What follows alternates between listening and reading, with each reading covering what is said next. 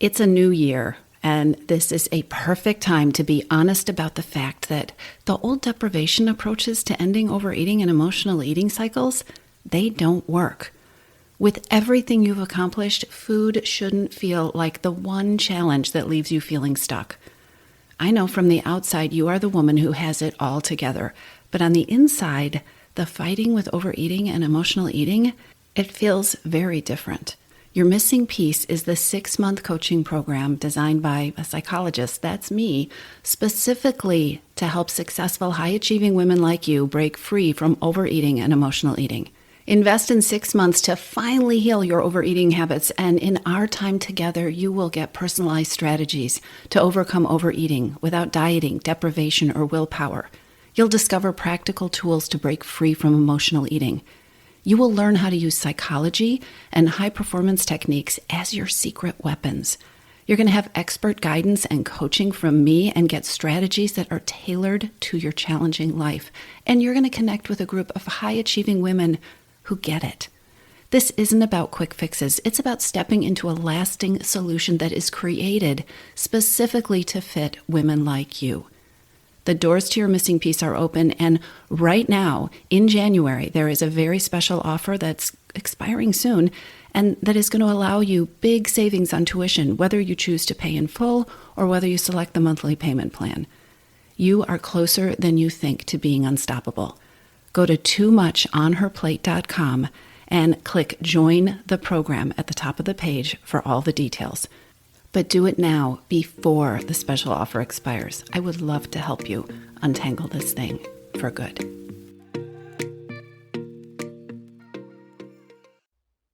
Welcome. Welcome back, or welcome to your first episode of the podcast. Take a deep breath. I'm so glad you're here. And I want to ask, how are you? Really, how are you? By the time you're listening to this, it's going to be almost February. That's if you're listening in real time. And if you're not, don't worry, this is all still very relevant. But I just need to tell you, this has been one of the messiest starts to a new year that I have ever had. I gave up being a fan of the January New Year's resolution drama a very long time ago. But this year has been beyond that. It's just been really messy. A whole bunch of stuff caught up with me.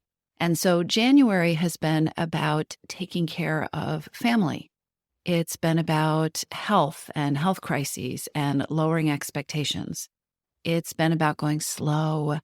And then when I thought I was going slow, going even slower and catching up on rest and really practicing, slowing down my thinking and my brain and doing what I could and what I felt like I needed to do to move out of a crisis mode that I've been in for a few months now.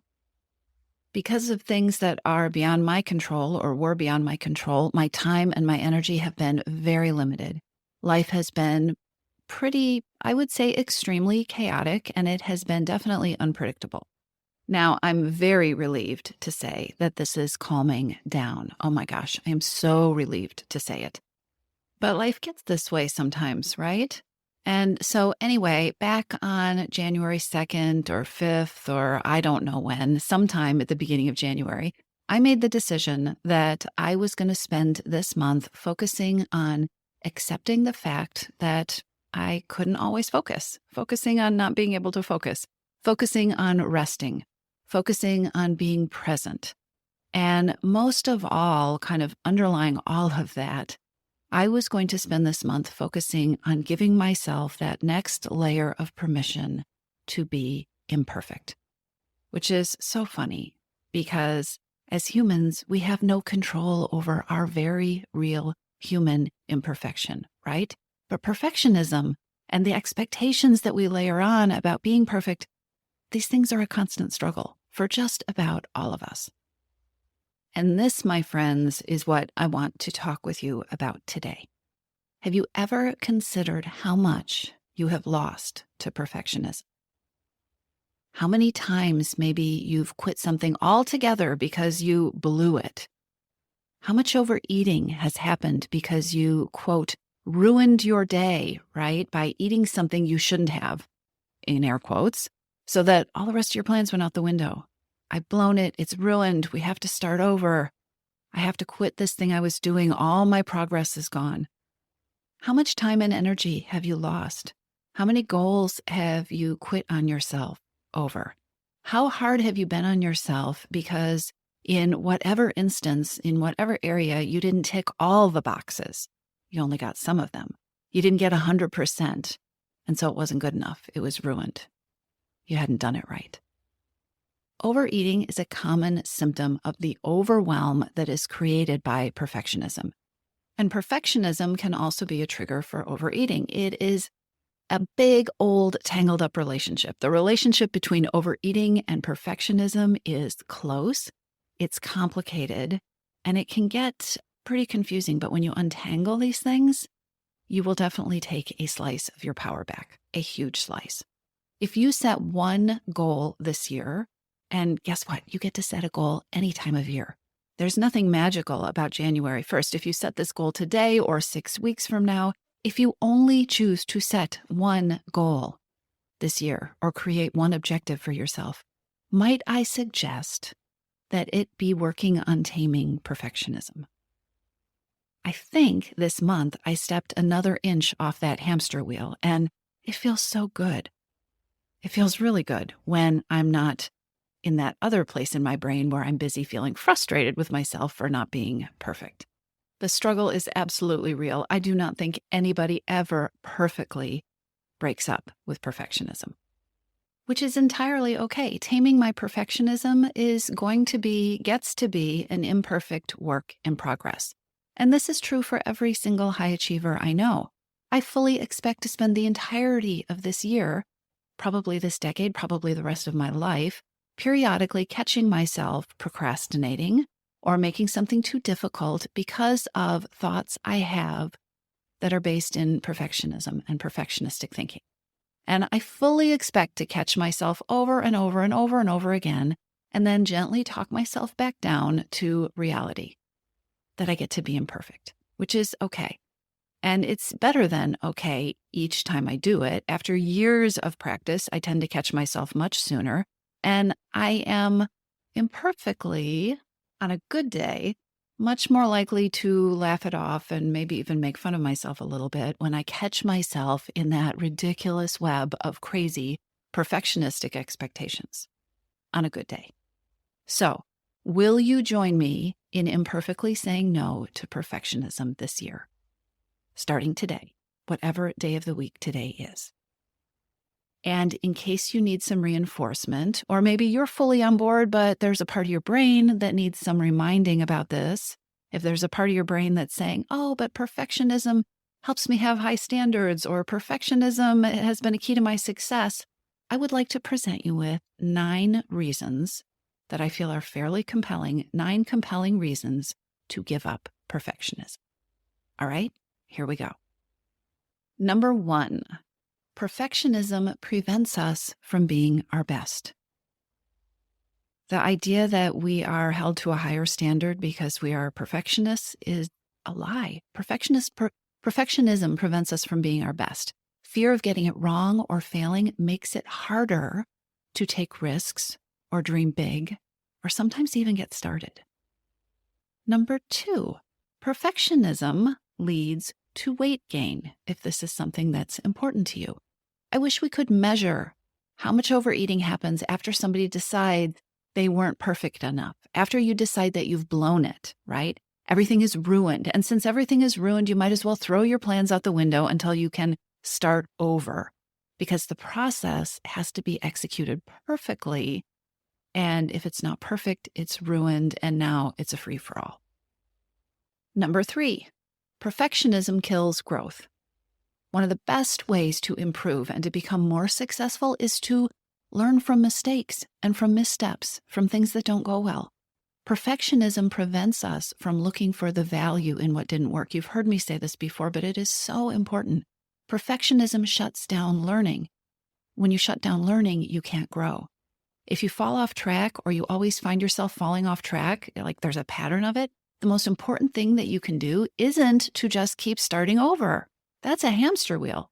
If you're not getting where you want to go, it is so important to explore what isn't working. What's wrong with your strategy? What's wrong with the approach? How is it not working for you? When you step out of perfectionism and you decide to see your mistakes or your missteps or things that didn't work as valuable, then you can learn, you can adjust your strategy, you can adjust your approach or maybe your thinking or your schedule or whatever it needs to be so that things work better. Number 4, perfectionism kills motivation. That's an understatement. Perfectionism decimates motivation. All or nothing thinking, approaches that are either succeed or you've failed kind of approaches, these things make it very difficult to see or to acknowledge the effort and the steps and the milestones that you are achieving along the way. When you are stuck in perfectionism and all or nothing thinking, it is incredibly unmotivating. There is the starting line and there is the finish, and all the work in between is very hard to see or to give yourself credit for. And seeing that you're getting somewhere is what creates momentum and motivation and inspiration to keep going, even when the going doesn't feel so easy. Number 5, perfectionism can intimidate you so much that you never get started. Perfectionism is a huge reason that people procrastinate. It's a huge reason that we put off taking that next step, or we avoid even thinking about getting started, or about even the step before that. We avoid even thinking about what we want because perfectionism tells us it is too big or too complicated, or we won't be able to do it perfectly. Here's the 6th reason that I really want you to consider working on letting go of perfectionism. Perfectionism creates a ton of negative self-talk. It creates a lot of self-criticism, and the self-talk and the criticism, they erode your joy and your energy, and they cause you unnecessary stress. Perfectionism is just plain hard. Not only is it hard, but then there's reason number 7. Perfectionism and self-compassion, these things work at cross purposes. You cannot be stuck in perfectionism and also be practicing self-compassion for yourself. If you want to build self-compassion, the very first step is respecting the reality that you aren't perfect and that you don't have to be. So you can actually multitask with this goal. If you want to work on self-compassion, let your first step be focusing on letting go of the perfectionism. Which brings me to reason number 8, why it would be helpful to make letting go of perfectionism a goal. Number 8, perfectionism is impossible. You can't do it. No matter how devoted and disciplined you are, no matter how determined you are, at some point, you won't be perfect. So wouldn't it be great to have that reality be included in your plans? To just decide, I'm a human being, I'm not going to get it perfect, and I don't have to hold myself to that standard. Okay, and now we're here. It's reason number 9, which is a nice unround number to round out this list. Let me tell you a little side note. As part of my journey into imperfection this month, I started a 30-day yoga challenge that started on January 1st on January 3rd. And guess what? I'm calling it successful. I mean, who needs 30 days of a 30-day challenge, right? So number 9, I think maybe the best reason of all for joining me in this goal and embracing the reality of your imperfect attempts to get where you want to go is that embracing your right to be imperfect, embracing the reality that you will be imperfect, allows for more ease, it allows for more flexibility, it allows for more joy, it allows for more fun. I really hope you will join me in an imperfect, messy year. We get to show up, we get to try our best, and we get to continue forward one step at a time. And if you would like my help, and if you would like the company of an amazing group of women who are imperfectly creating freedom from overeating, without the diets, without the willpower, without the guilt, and without the perfectionism, then I really strongly encourage you to come check out your missing piece. Take a look and decide if working with me in this container sounds like a great fit for you. Enrollment in your missing piece is open, and I would love to meet you inside the program.